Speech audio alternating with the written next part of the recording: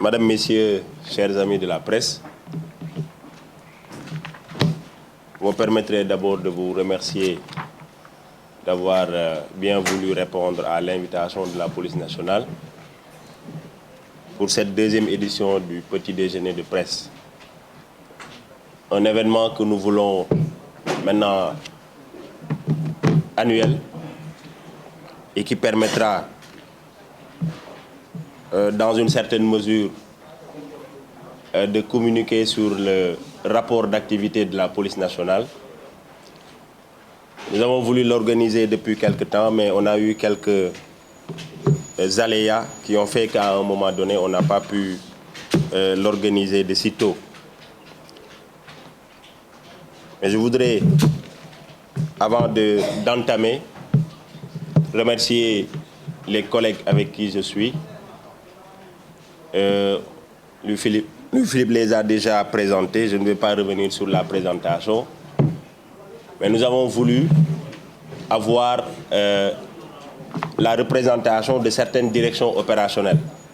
J'ai l'habitude de dire que nous avons une police nationale avec des directions opérationnelles et des directions à caractère administratif et financier. Donc vous comprendrez donc que le rapport d'activité, c'est un rapport qui englobe l'ensemble des données statistiques, aussi bien des services opérationnels que des services administratifs et financiers. Mais nous avons voulu avoir une certaine représentation symbolique de certaines de ces directions, notamment la direction de la police judiciaire, ici représentée par le commissaire Ali Kandé, qui est le chef de la division de la cybercriminalité. Le commissaire Tcham Tidiane Tcham, qui représente la direction de la sécurité publique. C'est la direction qui polarise tous les commissariats de sécurité publique. À ma droite, le commissaire Makhtar Mbeng, qui représente la direction de la formation, la direction qui polarise l'ensemble des écoles et divisions en rapport avec la formation. Et enfin, tout à fait à ma droite, il y a le commissaire Senghor, qui représente la direction de la police de l'air et des frontières, qui est la direction qui a en charge la police des frontières et la police aux frontières. Alors, ce petit déjeuner de presse a un double objectif. C'est d'abord d'être proactif dans le cadre de la communication, parce que nous avons pensé qu'à un moment donné, il faudrait changer de paradigme et être proactif.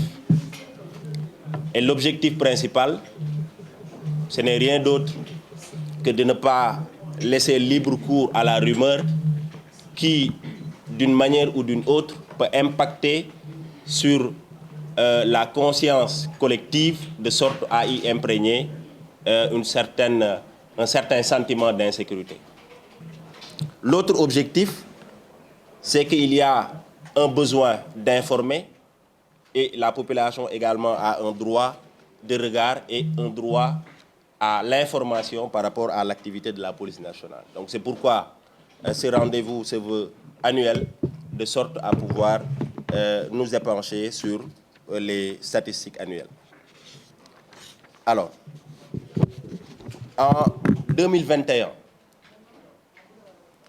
les directions opérationnelles de la police nationale ont mené diverses opérations dans plusieurs secteurs, notamment dans la lutte contre la criminalité et la délinquance, la migration irrégulière, la surveillance des frontières, entre autres secteurs. Dans la lutte contre les stupéfiants, les données statistiques montrent que les saisies records concernent le chanvre indien, avec la région de Thiès en tête, avec suivi de la région de Kolda, de Dakar, de Sédhiou et de Diourbel. Ces saisies ont été effectuées, ces saisies records, pour la plupart entre le mois de juin, pour un pourcentage de 18%, au mois d'avril, 17%, au mois de mai, 13%, correspondant bien évidemment à la levée des restrictions des mouvements de personnes à l'occasion de la pandémie à Covid-19. Il faut dire que ces différentes nationalités qui ont été impliquées dans le trafic de drogue au Sénégal est plus marquée par des saisies opérées sur des personnes de nationalité sénégalaise. Pour la plupart, plus de 478 individus ont été interpellés pour soit usage de chanvre indien ou de stupéfiants ou trafic de stupéfiants, mais pour la plupart de nationalité sénégalaise. Le trafic de drogue est un phénomène complexe et aux aspects très variés au Sénégal. Il est marqué par la culture, le transit et la consommation pour la plupart du cannabis, mais aussi le transit et la consommation de la cocaïne et de l'héroïne. Et l'apparition de ce qu'on appelle les drogues de synthèse. Depuis plus d'une décennie, le chanvre indien est la drogue la plus répandue au Sénégal. Ces saisies, tantôt évoquées, ont une tendance haussière, compte tenu des saisies enregistrées durant l'année 2020, et sont dues à un développement de la culture de la variété dite verte, mais également de la pluralité des zones de culture. Et bien évidemment le contournement de certains postes de contrôle situés tout au large des axes routiers. Alors, pour lutter contre ces phénomènes, des dispositifs de veille et d'alerte sont mis en place. D'abord, au niveau de l'aéroport, de l'AIBD, un dispositif de contrôle et de veille est mis en place pour contrecarrer les mules. Il y a également l'implantation des unités de lutte aux frontières terrestres et aériennes. Aux frontières terrestres, nous avons ce qu'on appelle les unités de lutte contre les stupéfiants, et au niveau aérien, nous avons ce qu'on appelle la CAD. Il s'y ajoute l'institutionnalisation d'accords de partenariat de la direction de l'Office central de répression du trafic illicite de stupéfiants avec d'autres structures comme la marine et les douanes sénégalaises.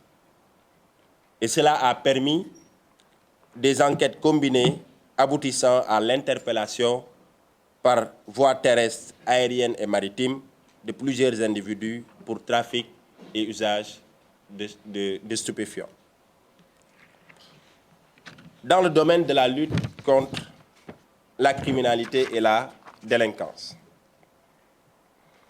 en 2021, il a été noté une tendance baissière de la délinquance et de la criminalité de l'ordre de 2,19%, avec un taux d'élucidation des infractions de 99%. Même s'il y a lieu de souligner que des actes de délinquance sont souvent des délinquances isolées sont parfois signalés. Au total, 22 422 infractions ont été constatées et 15 189 individus déférés devant les juridictions. Au regard de ces statistiques, nous constatons que les atteintes aux biens, telles que l'abus de confiance et l'escroquerie, sont les infractions les plus répandues. À cela s'ajoutent les infractions liées à l'Internet, avec plus de 1510 infractions constatées contre 1221 en 2020. Ce phénomène criminel est favorisé par l'expansion du réseau Internet et l'usage croissant des technologies de l'information et de la communication. Les données statistiques indiquent également que les infractions sur le trafic de migrants et la traite des personnes sont les plus constatées, suivies de celles de faux et usage de faux de documents administratifs dans les secteurs frontaliers et dont les auteurs sont particulièrement de nationalité sénégalaise. Ces nombreux résultats satisfaisants enregistrés sont le fruit de la montée en puissance de la police nationale par la densification et le maillage sécuritaire et le renforcement des moyens humains, matériels et techniques. Sur le plan de la sécurité routière, par rapport à l'année 2020,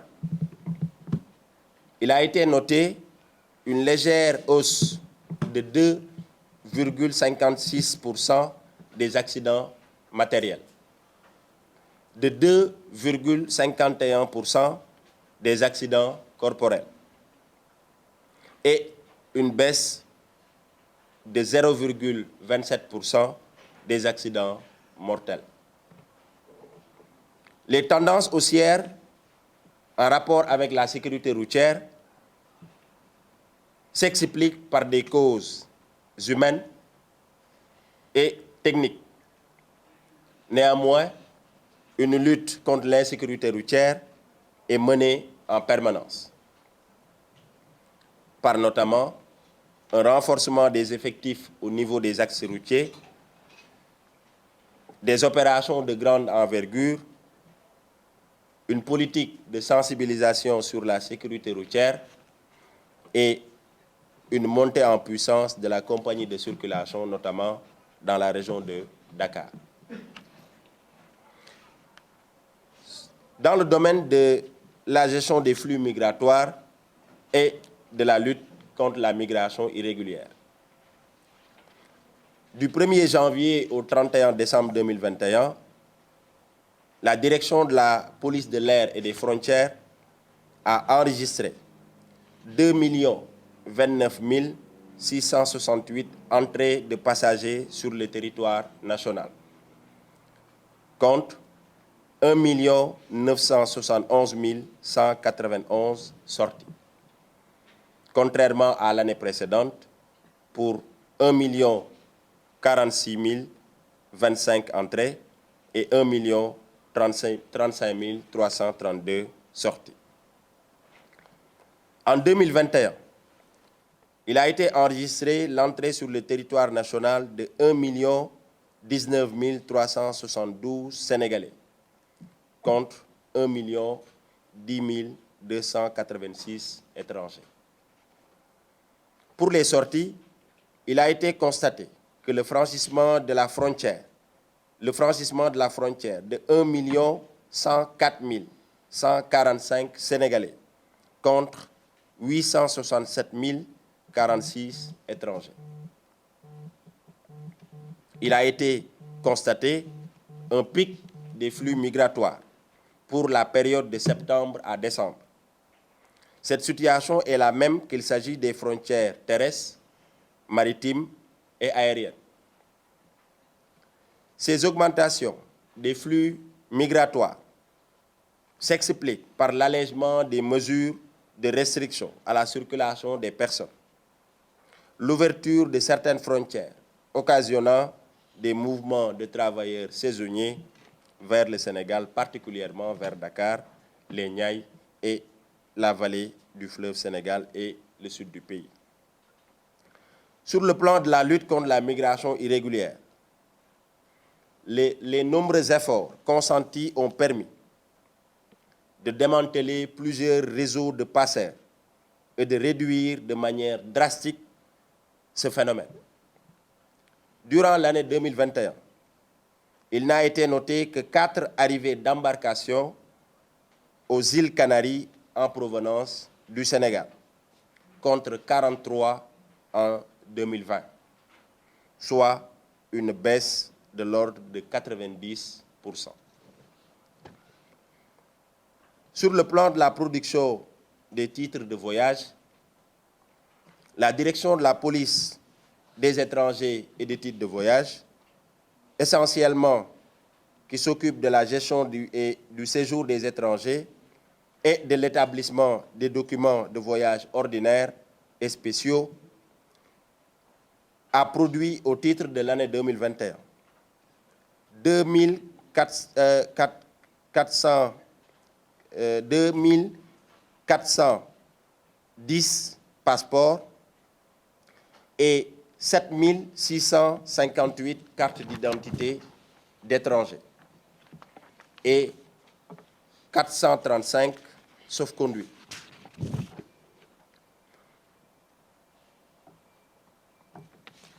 Alors, sur le plan de la densification et du maillage sécuritaire, des efforts importants ont été consentis pour une couverture effective de l'ensemble du territoire national et la modernisation des moyens d'intervention. Cela passe par l'installation de caméras thermiques et mobiles contre les incendies lors des grands rassemblements, notamment lors du Magal de Touba, du Gamou de Tivaouane, ainsi de suite. L'installation et la mise en service de caméras de surveillance sur l'étendue du territoire national. La création d'un nouveau sous-groupement du GMI de Dakar, installé dans la banlieue pour mieux lutter contre la délinquance. Inauguration de 7 nouveaux commissariats dans la banlieue dakaroise. Il s'agit du commissariat des Parcelles Assainies de l'unité 15, du commissariat de Golfe Sud, cité Alioune Sow, du commissariat de Diamaguène Sicap Mbao, du commissariat de Yeumbeul Comico, du commissariat de Rufisque Est et du commissariat de Zac Mbao. À cela s'ajoute la décentralisation des activités de la police technique et scientifique par l'ouverture notamment d'antennes régionales et d'antennes départementales. Il y a également le démarrage des activités des groupes opérationnels du groupement mobile d'intervention à Diourbel, à Kolda et à Kédougou. En 2021 également, nous avons noté la construction de nouveaux postes frontaliers d'antennes de la Division nationale de lutte contre le trafic illicite de migrants et pratiques assimilées. Il y a également la construction d'une brigade antiterroriste au niveau de la direction de la police judiciaire. L'opérationnalisation de détachements fluviaux mixtes avec la douane au niveau de Betenti et de Djinak Bara. La construction d'une salle de simulation de scènes de crime pour la police technique et scientifique. L'acquisition d'un laboratoire mobile pour la police technique et scientifique. L'acquisition de matériel de détection de fraude documentaire. Acquisition de vedettes et de drones de surveillance. Opérationnalisation du centre de recueil et d'enregistrement des données et informations policières. Dans la rubrique des opérations extérieures, la police nationale a déployé 3 unités de 140 fonctionnaires de police sur les terres d'opération, notamment au Mali, en Centrafrique et en République démocratique du Congo, soit un effectif total de 420 fonctionnaires de police, dont 53 femmes. En plus de ces 3 contingents, 27 policiers individuels, dont 10 femmes, sont aussi déployés dans les théâtres d'opération. Alors, en termes de perspective, la police nationale s'est résolument engagée dans l'actualisation de ses outils et méthodes de travail. Entre autres perspectives pour l'année 2022, nous pouvons noter, et ça c'est pour les prochains jours, l'ouverture de nouveaux commissariats dans les régions de Linguère, de Nioro, de Koungheul et de Bignona. Le renforcement des effectifs, la modernisation des moyens d'investigation et d'enquête, le renforcement de la veille technologique et d'alerte pour une anticipation sur les menaces émergentes. Acquisition d'un laboratoire d'analyse ADN et de balistique. Ouverture de bureaux d'accueil secondaires à l'extérieur, notamment en Ottawa, Canada, Marseille, Naples, Pretoria et au Brésil. Augmentation de la durée de validité du passeport de 5 ans à 10 ans. L'ouverture et l'opérationnalisation des unités de lutte des stupéfiants à Mbak, à Moussala, Koloban, Dembakane, Ngande, Bakel, entre autres. Implantation de l'unité de lutte des stupéfiants à Tivaouane, à Médina Yoro Foulah, à Diofior, à Foundiougne, à Kanel et à Ranérou. En conclusion, il faut savoir que la police nationale s'est résolument engagée dans le cadre de ses activités à davantage fournir des efforts en vue de sécuriser la population, mais également de sécuriser leurs biens. Cela passe bien évidemment par le renforcement des moyens d'intervention et depuis quelque temps, la police a fait d'énormes efforts dans ce sens, de sorte à pouvoir faire un maillage correct du territoire national, mais également de pouvoir se déployer dans les délais normaux pour pouvoir intervenir à chaque fois que de besoin, pour pouvoir apporter assistance à la population. Voilà ce que je voulais partager avec vous.